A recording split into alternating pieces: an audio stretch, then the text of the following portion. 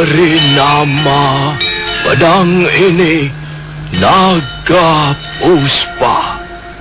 Selamatkan dia. Jangan sampai jatuh ke tangan pendekar berwatak jahat.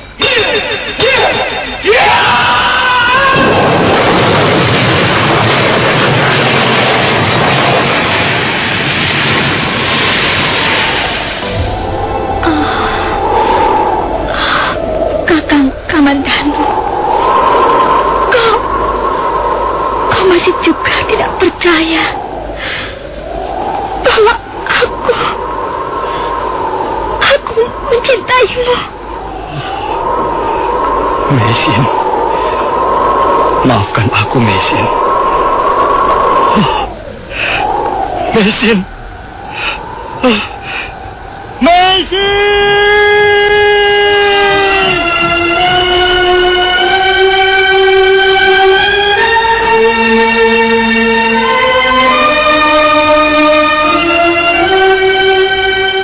Tutur Tinula.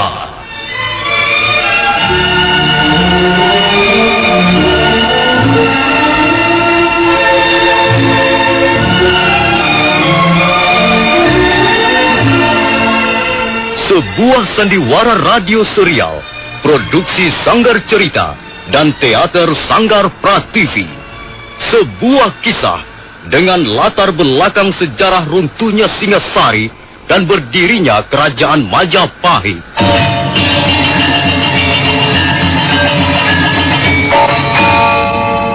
Sandiwara ini didukung oleh pemain-pemain radio yang sudah ternama, Ferry Fadli, Ivone Rose, dan Eli Ermawati.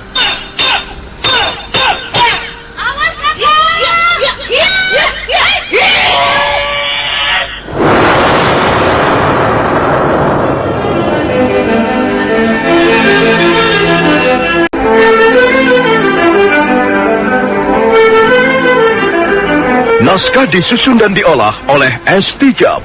Hiasan musik dan sutradara C. Ispriyonoka. Kali ini mengetengahkan episode ke-9 dengan judul Badai Mengamuk di Atas Kediri.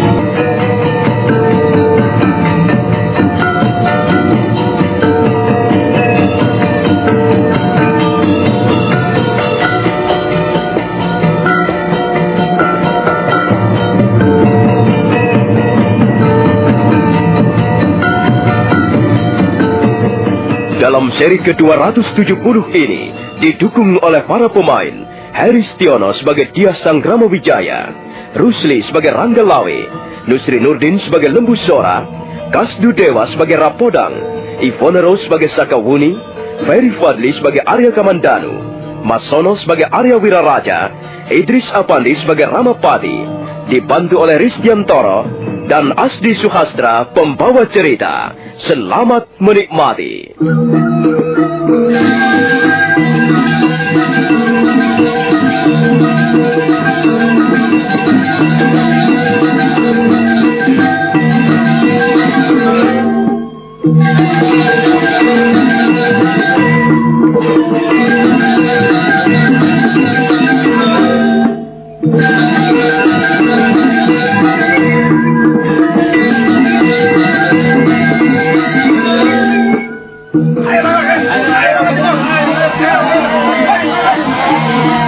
Rangga Lawe, Lembu Sora dan yang lain-lain tidak dapat berbuat apa-apa lagi. Akhirnya mereka membiarkan saja orang-orang desa yang tidur di dalam gubuk ataupun di luar gubuk terbangun. Suasana menjadi gaduh riuh. Mereka semuanya terkejut mendengar salah seorang temannya berteriak melihat kehadiran Dias Sanggramawijaya. Memang sudah sejak tiba di pinggiran desa Majapahit, mereka sangat ingin bertemu dengan Ratu Gusti. Coba suruhlah agar mereka tenang, Kakang Ranggalawi. Baik, Gusti. Tenang semuanya! Tenang! Jangan ribut-ribut seperti pasar malam. Semuanya, saya minta tenang. Ayo, berdiri dengan tertib. Jangan berdesak-desak begitu. Gusti Sanggramawijaya ingin berbicara langsung dengan kalian. Nah, silakan Gusti. Terima kasih, Kakang Ranggalawi. Dengar baik-baik. Aku adalah Tias Sangramawijaya. Aku sengaja datang ke tempat ini untuk melihat dari dekat keadaan kalian. Aku benar-benar merasa sangat terharu melihat ketulusan hati kalian. Untuk itu, aku mengucapkan terima kasih yang sebesar-besarnya. Hidup Gusti Sangramawijaya! Hidup Gusti Sangramawijaya! Terima kasih saudara-saudaraku semuanya. Ketulusan kalian, semangat pengabdian kalian, dan kesederhanaan kalian sangat menggugah hatiku. Sekarang aku benar-benar sadar bahwa ternyata kehadiran Majapahit sudah sejak lama dinanti-nantikan orang. Tapi sebenarnya aku ingin tahu, apa tujuan kalian datang ke Bedukuan Majapahit ini? Coba kau. Iya, yang berdiri paling ujung itu. Coba kau menjadi wakil mereka. Jawablah pertanyaanku tadi. Untuk apa kau datang berbondong-bondong ke Bedukuan Majapahit? Kami semua datang untuk membantu perjuangan Gusti Sangramawijaya. Kami ingin berperang di pihak Gusti Sangramawijaya melawan bala tentara asing. Kalian adalah rakyat biasa. Kalian bukan prajurit. Apa kalian tidak takut melawan bala tentara asing yang jumlahnya cukup banyak itu? Dan mereka rata-rata mempunyai kemampuan bela diri yang tinggi. Tidak, Gusti Sangramawijaya. Sekalipun kami hanyalah rakyat biasa, kami tidak gentar. Kami rela menjadi korban perang demi Majapahit. Apa kalian tidak sayang pada keluarga kalian? Mengapa kalian tidak bekerja secara baik-baik di rumah kalian masing-masing? Banyak hal-hal yang kalian bisa kerjakan yang lebih bermanfaat daripada ikut berperang bersama kami. Ampun, Gusti Sangramawijaya. Kami semua sudah bertekad untuk ikut bertempur melawan musuh. Nanti, setelah pertempuran selesai dan kemenangan di pihak Majapahit, barulah kami akan kembali ke desa kami masing-masing untuk bekerja seperti biasa. Sekarang ini kami ingin ikut ambil bagian dalam pertempuran mengusir tentara asing, Gusti. Paman Embusora, bagaimana Paman? Agaknya kita tidak bisa mencegah keinginan mereka lagi, Paman. Benar, Gusti. Kalau mereka sudah mau datang jauh-jauh kemari dan tidur dalam keadaan seperti ini, makan apa adanya, hal itu bisa jadi bukti bahwa mereka mempunyai tekad yang sangat besar. Kita tidak mungkin lagi mencegah mereka, Gusti. Iya. Saudara-saudaraku semuanya, sekali lagi kuberikan peringatan pada kalian. Kami tidak pernah mengundang kalian ke Bedukuan Majapahit ini. Memang sebentar lagi kami semua, prajurit-prajurit Majapahit, akan segera terlibat dalam peperangan besar melawan bala tentara asing. Tapi kami sudah bertekad akan mengemban sendiri tugas penting ini. Kami tidak bermaksud melibatkan kalian, rakyat kecil. Karena itu, kalau kalian mau menuruti kata-kataku, dan ini demi kebaikan kalian sendiri, lebih baik kalian kembali saja ke desa kalian masing-masing. Terima kasih atas perhatian kalian dan pengertian kalian. Ampun, Gusti Sangramawijaya. Janganlah Gusti berkata begitu. Sekalipun kami bukan prajurit, tapi kami sanggup bertempur sampai titik darah penghabisan demi kejayaan Majapahit. Sekali lagi kami mohon, Gusti, izinkanlah kami ikut ambil bagian dalam perjuangan ini. Kami sudah jauh-jauh meninggalkan desa kami masing-masing, dan kami tidak ingin harapan kami akhirnya kandas di tengah jalan, Gusti. Sekali lagi kami mohon, Gusti, izinkanlah kami bergabung bersama prajurit-prajurit Majapahit. Biarlah kami menjadi bala dupak, menjadi prajurit-prajurit pupuk bawang yang sengaja diumpankan kepada senjata musuh di bagian paling depan. Kami sanggup menerobos benteng kota Kediri. Oh, Gusti Sangramawijaya, Ratu dan junjungan kami, Janganlah Gusti mengecewakan hati kami. Baiklah. Kalau begitu baiklah. Kalau hal itu sudah menjadi tekad kalian, kami pun tidak bisa mencegah lagi. Baiklah. Kami terima keinginan kalian untuk bergabung bersama prajurit-prajurit Majapahit.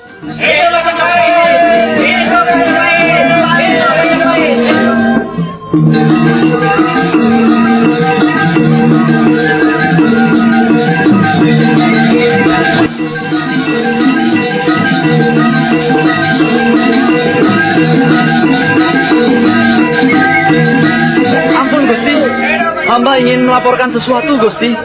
Ada apa, Rapoda? Apa yang ingin kau sampaikan padaku? Tuan Arya Kamandanu dan Nini Sakawuni sudah kembali dari Bukit Penampihan.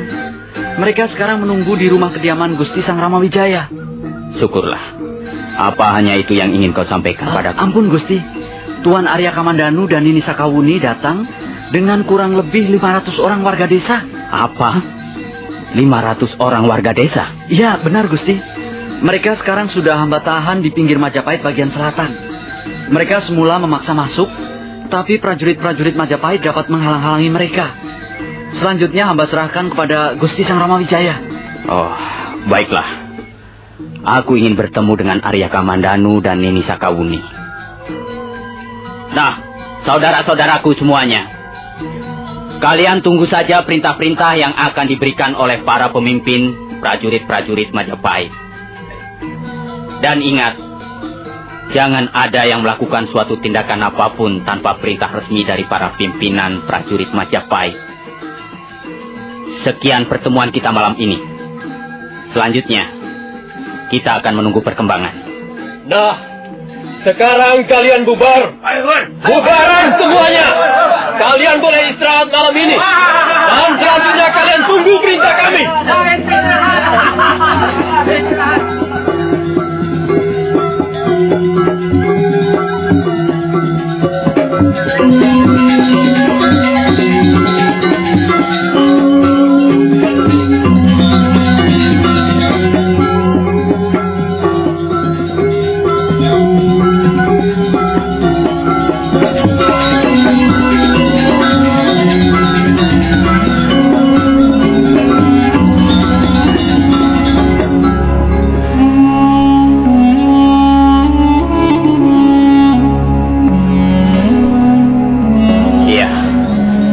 Aku ikut bela sungkawa atas kematian orang tuamu Sakawuni.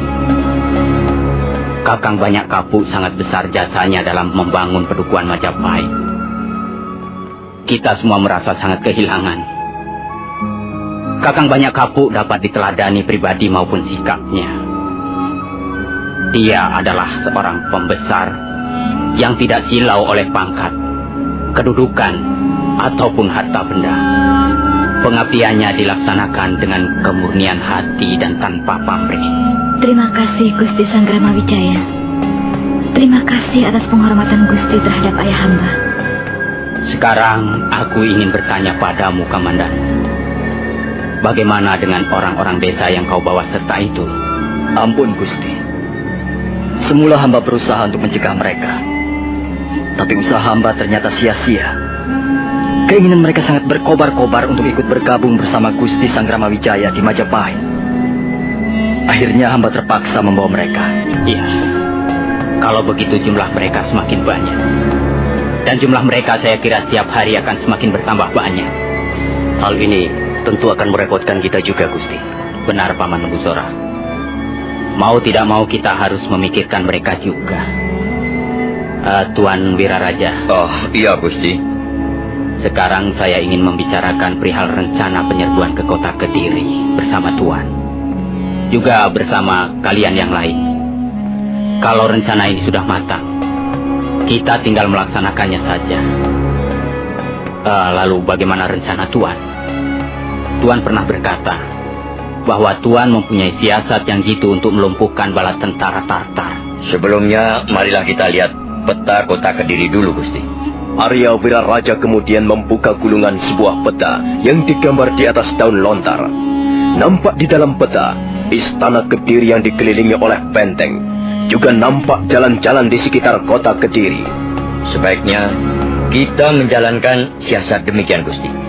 Adi Lembu Soro dan Ronggolawe akan menyamar sebagai 2 orang putri boyongan, Gusti. Oh, iya. Aku ingat, Tuan. Aku memang pernah berjanji untuk memberikan 2 orang putri boyongan kepada Panglima Tartar. Iya, benar, Gusti. Adi Lembu Soro dan Ronggolawe akan duduk di dalam tandu yang dipikul 8 orang prajurit. Mereka akan masuk melalui benteng kota Kediri yang hamba kira sampai sekarang belum diperbaiki. Artinya, mereka masuk melalui pintu gerbang depan, Gusti. Apakah mereka perlu dikawal, Tuan Wiraraja? Oh, mereka cukup dikawal 200 orang prajurit, Adi Ramapati. Hal ini supaya tidak mencurigakan. Sementara itu, 500 orang prajurit diam-diam berusaha memasuki benteng di bagian pintu belakang. Sedangkan 500 orang prajurit diam-diam mengikuti Adi Lembu Soro dan Ronggolawe. Mereka bisa bersembunyi menempel pada dinding benteng. Adi Lembu Soro dan Ronggolawe harus bersiap siaga dengan senjatanya masing-masing. Adi Lembu Soro harus mengenakan pakaian wanita. Demikian juga Ronggolawe. Mereka akan duduk di dalam tandu, dan selanjutnya mereka yang akan memberikan aba-aba untuk mengadakan penyerbuan, Gusti. Lalu, bagaimana dengan rakyat jelata itu, Kakang Wiraraja? Oh, mereka bukan prajurit. Kasihan kalau mereka harus menjadi korban peperangan. Sebaiknya mereka ditempatkan di garis belakang. Kehadiran mereka saya kira ada manfaatnya juga. Paling tidak, bala tentara Tartar akan memperhitungkan lain. Dengan melihat jumlah kita yang begitu banyak, mereka tidak akan tahu sama sekali bahwa sebenarnya sebagian besar dari kita hanyalah rakyat biasa. Oh, baiklah, Tuan. Saya kira rencana Tuan cukup bagus. Lalu bagaimana dengan prajurit-prajurit yang lain dan para pemimpinnya? Kebo Anabrang, Gajah Biru, dan Reklian Demung, hamba kira sebaiknya ditempatkan di bagian sayap kiri barisan. Kemudian Nambi, Rapodang, dan Rawuridan biarlah memimpin prajurit-prajurit dari pesisir pantai Madura. Selanjutnya, Gusti Sanggrama Wijaya sendiri sebaiknya berada tidak jauh dari Adi Lembu Soro dan Ronggolawe. Nah, Gusti Sanggrama Wijaya, kalau seandainya rencana hamba ini dapat dilaksanakan dengan baik, tanpa halangan yang berarti, hamba kira tidak terlalu sukar untuk menundukkan bala tentara Tartar. Apalagi sekarang ini, mereka sedang mabuk kemenangan. Mereka pasti akan lengah, Gusti. Pada saat mereka tengah berbincang-bincang, mendadak Rapodang dan Rawuridan datang menghadap.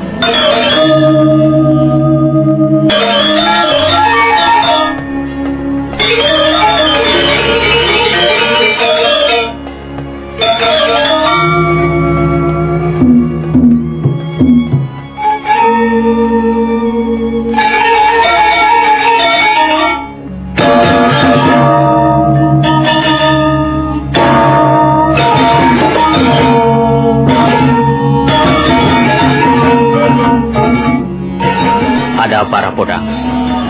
Kalian membawa berita penting? Ampun, Gusti. 10 orang telik sandi yang kita kirim ke kota Kediri sudah kembali. Oh, keterangan apa yang berhasil mereka kumpulkan, Rapodang? Mereka dapat mengumpulkan keterangan yang cukup berharga, Tuan Wiraraja. Menurut mereka, sekarang ini prajurit-prajurit Tartar masih disibukkan oleh suasana kemenangan. Hampir setiap malam mereka masih bermabuk-mabukan. Keadaan mereka sebagai prajurit sama sekali tidak terjaga dengan baik. Bahkan beberapa di antaranya sudah jatuh sakit. Tapi nampaknya panglima-panglima Tartar tidak ada yang mencurigai kegiatan kita, Tuan Wiraraja. Oh, bagus, bagus. Kalau begitu, kita bisa segera mengadakan persiapan untuk bergerak. Bukankah demikian, Gusti? Kalau memang semuanya sudah siap, sebaiknya kita segera bergerak, Tuan Wiraraja. Kita tidak perlu menunggu lebih lama lagi. Oh iya, apakah ada sesuatu yang lain yang ingin kau laporkan, Rapodang? Ampun, Gusti. Hamba akan menambahkan sedikit. 2 hari yang lalu, 3 orang telik sandi melaporkan bahwa persiapan kita di Majapahit nampaknya sudah bocor ke tengah-tengah masyarakat luas. Ada banyak warga desa berbondong-bondong menuju Majapahit untuk bergabung bersama Gusti Sanggrama Wijaya. Oh, kalau begitu, keadaan kita bisa menjadi terpojok, Gusti. Sebaiknya Gusti segera merencanakan untuk menentukan hari penyerbuan. Oh, baiklah. Saya kira kita memang harus segera bergerak. Baiklah, kita mengadakan persiapan dulu serapi-rapinya. Kemudian 3 hari yang akan datang, kita berangkat ke kota Kediri.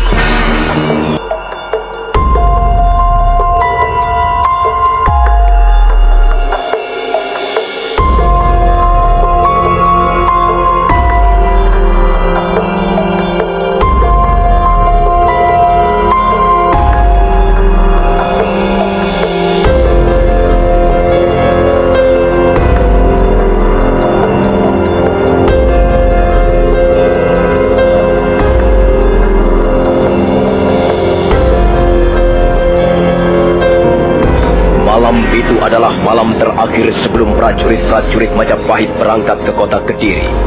Dia Sanggrama Wijaya berada di dalam ruangan tidurnya. Telah beberapa saat lamanya, putra Dyah Lembutal itu membakar dupa. Asap dupa mengepul menyebar ke seluruh ruangan, menerobos sela-sela dinding. Bau dupa yang harum tercium sampai ke halaman. Wajah Dyah Sanggrama Wijaya nampak kusut. Kedua belah matanya terpejam.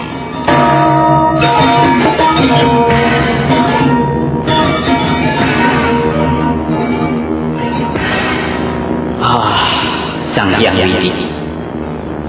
Oh, para leluhur Singasari, Ramanda Prabu Kertanegara, Ramanda Dyah Lembutal, Kakek Enda Nara Singamurti.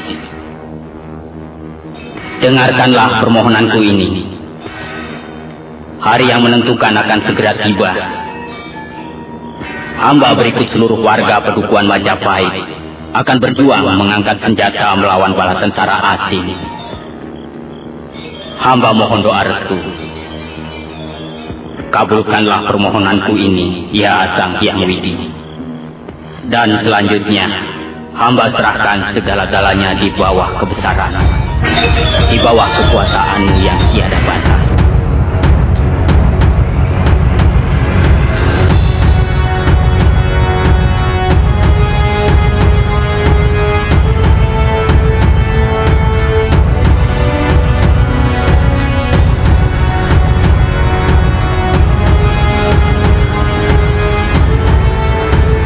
Maka demikianlah, seperti yang sudah dikatakan dalam sejarah pembentukan Kerajaan Majapahit, pada tanggal 3 bulan Waisaka tahun 1293, Dyah Sanggrama Wijaya berikut pasukan Majapahit bergerak ke kota Kediri, sementara ribuan rakyat jelata mengiring di belakang mereka.